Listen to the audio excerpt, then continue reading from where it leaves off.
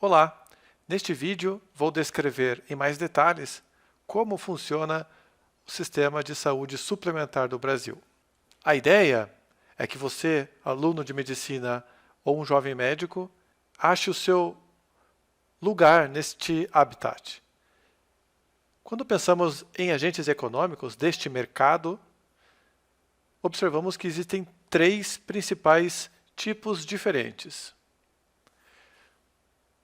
Drauzio Varela, no seu livro, diz que aqui há como se fosse uma relação de todos contra todos. Esta visão eu discordo um pouquinho. Mas ele fala que os consumidores estão insatisfeitos porque recebem uma consulta relâmpago, pagam planos muitas vezes caros e que estão sempre sendo reajustados. Os prestadores também estão insatisfeitos porque eles consideram que os seus honorários são baixos, o que justificaria a sua consulta relâmpago. E as operadoras tentam sobreviver a um excesso de regulação por conta do Estado e também ao aumento de custos crescentes na saúde. Muitas vezes as operadoras não conseguem repassar a inflação médica para os consumidores do serviço. Em meio a este cenário um pouquinho conturbado, lá em 2000, nos anos 2000, foi criada a Agência Nacional de Saúde, que é um braço do Estado, é uma autarquia federal e que faz uma regulação forte em cima deste mercado. Então, o livre mercado, aquele que eu falei na minha aula de economia, aqui praticamente não existe. Então, a ANS, ela coloca regras rígidas de atuação das organizações. Ela deixa pouca margem para criação, para invenção deste mercado. A ideia da ANS, em primeiro lugar, é defender os consumidores, porque na ótica da agência, os consumidores são a parte fraca.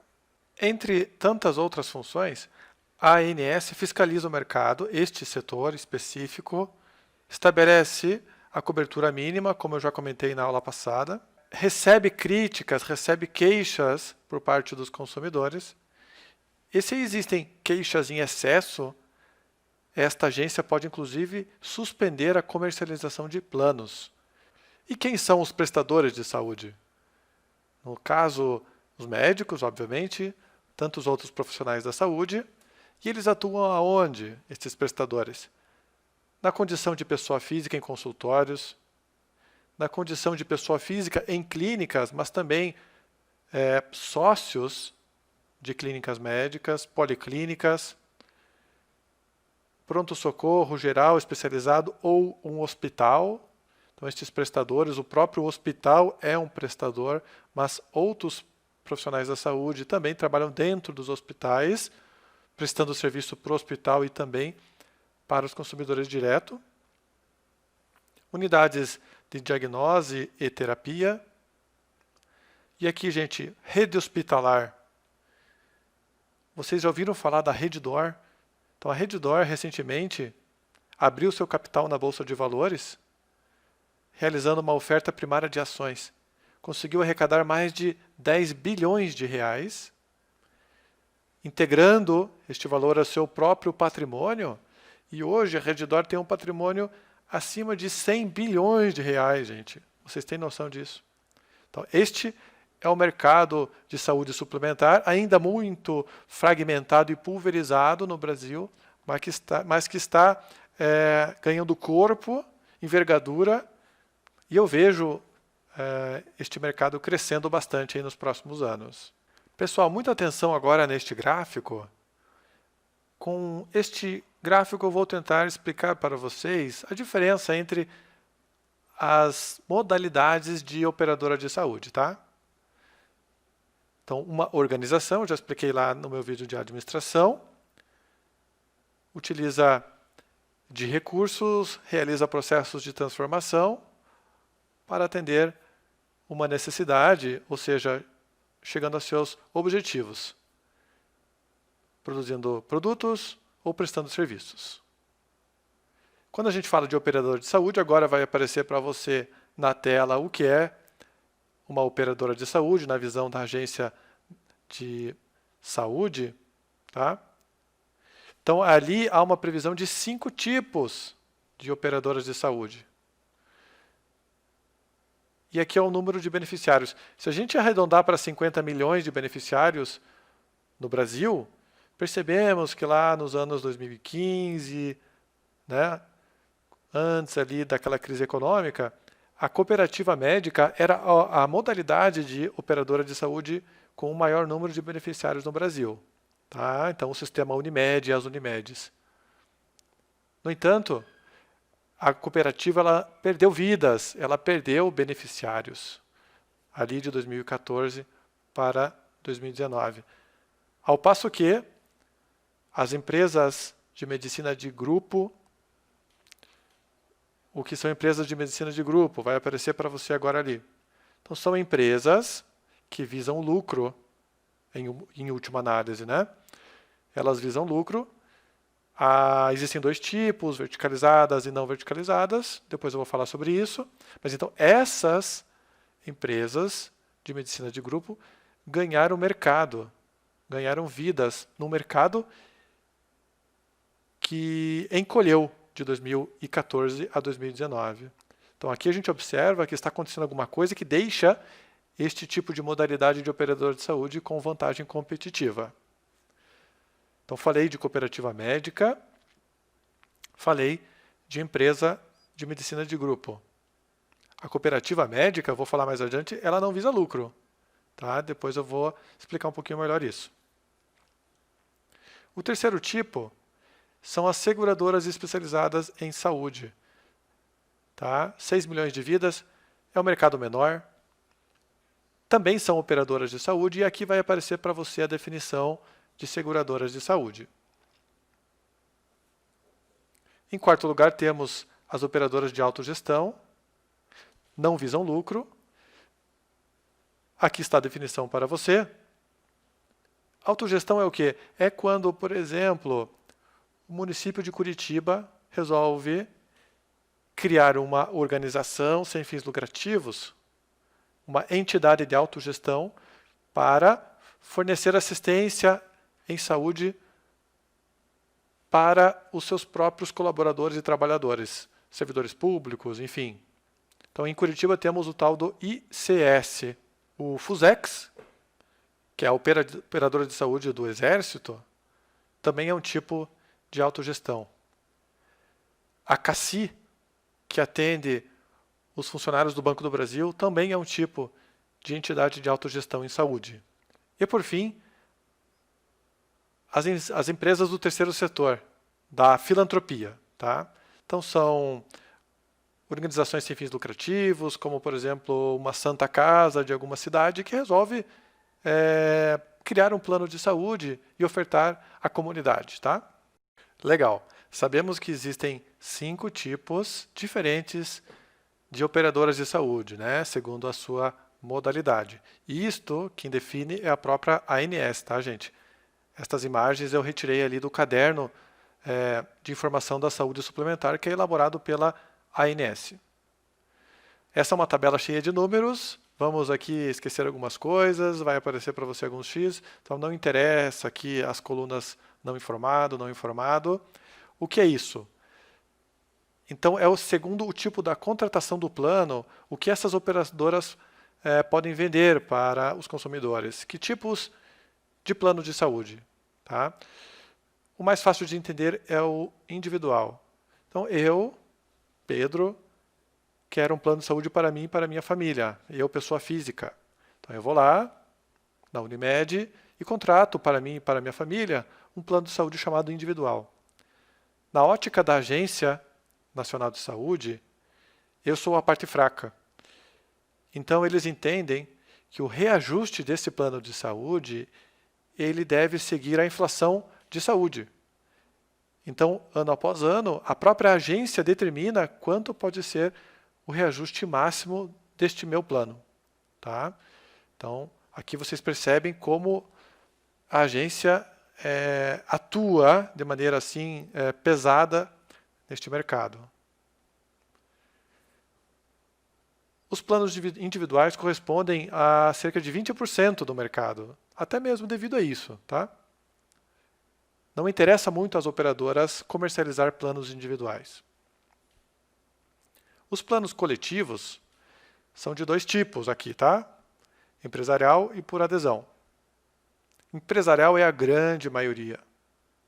Então, o plano coletivo empresarial é aquele plano da Renault, da Volvo, de grandes empresas que disponibilizam para os seus funcionários um plano de saúde. Então, a empresa ela custeia uma parte e o funcionário custeia outra parte.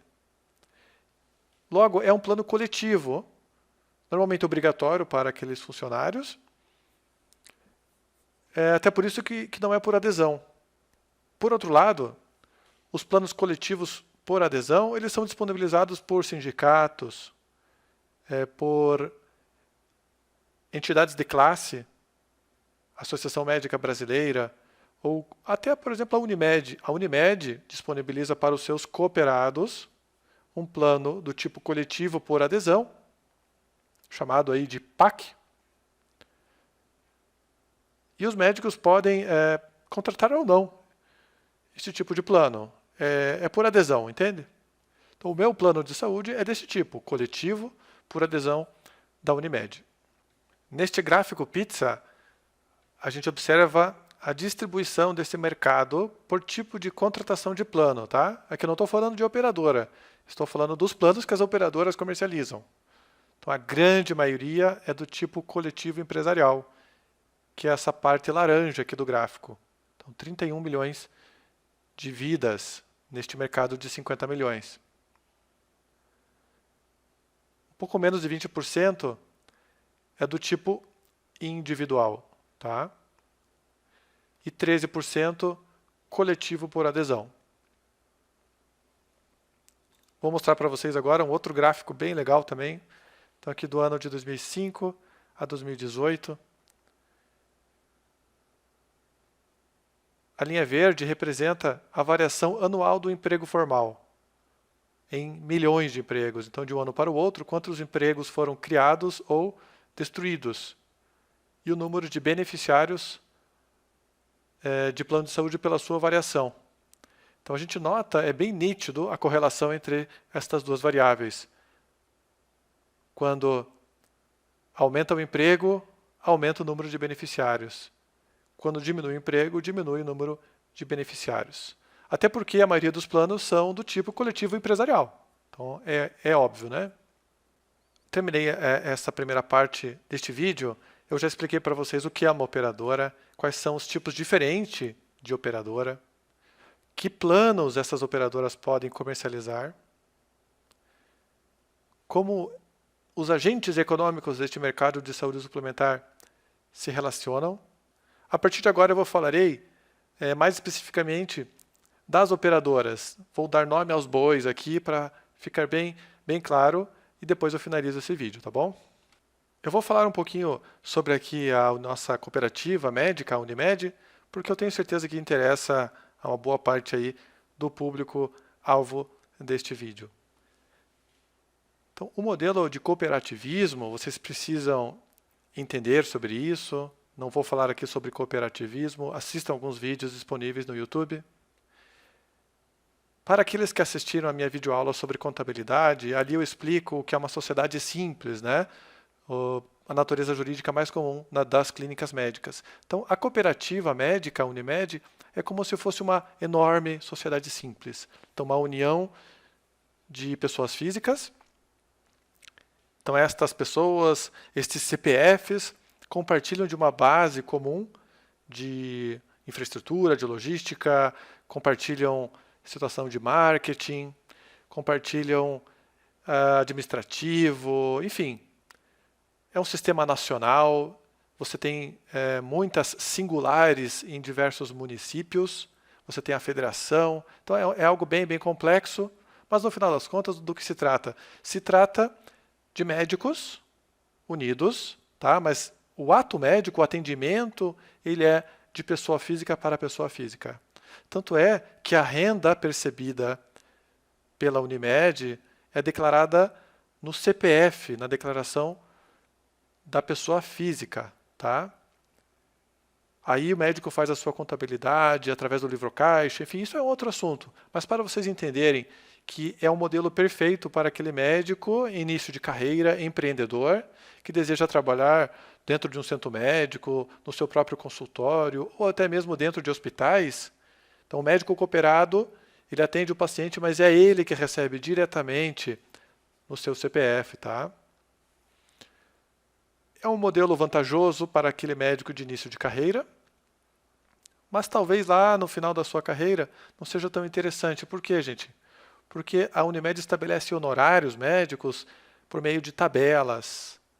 E estas tabelas, elas não levam em consideração anos de experiência, formação médica, publicações científicas, atualização, tá?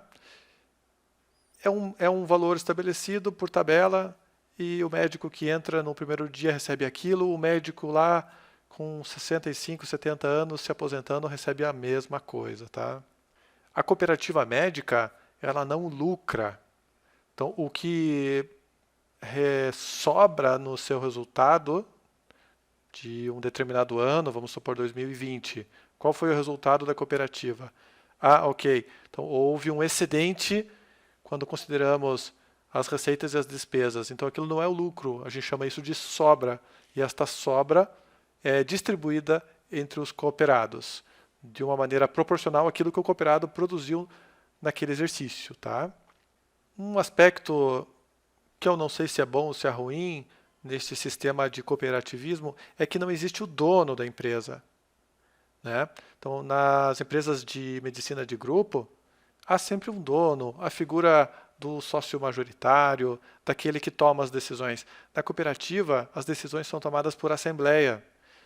Este é um modelo um pouquinho engessado, as coisas são difíceis de acontecer. Então, a gente nota que grupos se formam e muitas vezes o interesse do grupo diverge do interesse da totalidade, né? Por outro lado, a gente observa também que o cooperado ele tem voz na cooperativa, né? Então, é diferente da relação de um médico com a Amil, com a Hapvida, com a Bradesco Saúde, percebem? Então, há aspectos muito positivos no sistema de cooperativismo médico e há aspectos também negativos. Na última parte ali do vídeo, na última parte desta série de vídeos, eu vou falar sobre perspectiva, sobre o futuro deste mercado de saúde suplementar. E vocês vão entender um pouquinho mais da dificuldade que eu vejo a cooperativa enfrentando aí nos próximos anos. Eu vou falar aqui agora brevemente sobre as operadoras de saúde não verticalizadas. São aquelas primeiras, as mais tradicionais. Amil, Sul América, Bradesco Saúde. Se você lembra lá do meu vídeo de contabilidade, então estas empresas são normalmente sociedades anônimas, aqui listadas em bolsa de valores, com capital aberto. Então elas sim visam o lucro, muitas vezes o lucro não é tão grande assim como a gente imagina, mas elas visam o lucro. E há uma situação aqui, o próprio Drauzio Varela fala no livro dele, que as operadoras, essas mais clássicas, as não verticalizadas, elas servem quase como pagadora de conta. É uma gestora de custos, certo? Então ela tem pouca influência sobre a assistência, porque ela depende de uma rede credenciada, de uma rede de parceiros, porque não sendo verticalizada, elas têm uma rede própria muito, muito pequena. Então elas sofrem muitas ameaças neste mercado, porque, de um lado, você tem uma agência reguladora forte, colocando inúmeras regras, multando, até mesmo suspendendo a comercialização de planos de saúde. Você tem um judiciário ativo reagindo às manifestações da sociedade. Você tem um crescente aumento de custos dentro da saúde. E as operadoras não verticalizadas, elas são engessadas, elas não conseguem controlar a assistência realizada pelos seus parceiros. Tá? Então, também são operadoras aqui, a meu ver, ameaçadas neste mercado de saúde suplementar. Para vocês entenderem um pouquinho melhor, aqui eu vou colocar um exemplo. Então, como é que funciona? Então, você tem um hospital que não é da Amil, não é da Sul América, não é do Bradesco. Então, há contrato entre a operadora e o hospital. E aí o paciente da Amil é internado neste hospital. Ok, por um determinado motivo qualquer. E quanto sai a conta daquela internação? Então, aqui a gente percebe que existe o sistema de fee for service, ou em português de conta aberta. Quanto mais coisas forem feitas para aquele atendimento, ou seja, quanto mais exames, cirurgias, procedimentos, maior será aquela conta no final. Então, há um estímulo para o desperdício. Os especialistas dizem que esse tipo de assistência é uma assistência fragmentada, reativa, ineficiente. Há estudos que falam que 30% dos exames solicitados nem são retirados no laboratório. Tem um estudo famoso lá do Einstein que observou que de 467 cirurgias de coluna que foram indicadas, apenas 180 tiveram a sua indicação mantida. Então, vocês entenderam, quando você não controla a sua assistência, quando a tua rede não é própria, quando você faz um sistema de conta aberta, certamente, no final das contas, você será ineficiente e você terá uma desvantagem competitiva nesse mercado. Professor, estou entendendo, é cooperativa e as operadoras de saúde não verticalizadas. Eu sempre ouvi falar desse tipo de assistência privada.